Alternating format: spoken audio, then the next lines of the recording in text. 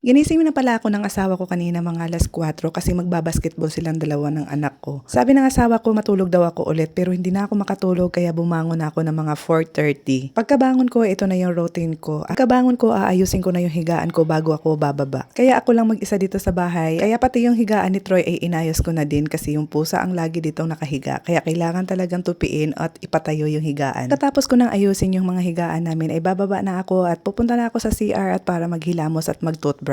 Sa totoo lang, hindi na ako mahihiyang i-flex yung CR namin ngayon kasi malinis na siya, hindi tulad dati na walang katayas-tayas yung CR. Syempre, hindi ko naman mapaganda yung CR dati sa apartment kasi nga hindi naman yun amin. Alam nyo ba, sa totoo lang, hindi pa rin nag-sink in sa utak ko na nagkakaroon kami ng sariling bahay kasi akala ko talaga dati hindi ko kaya. Hindi namin kaya ng asawa ko. Pero pinagtulong-tulungan namin at nagtitiis, nagtitipid para lang makaipon, para makabuo ng isang bahay.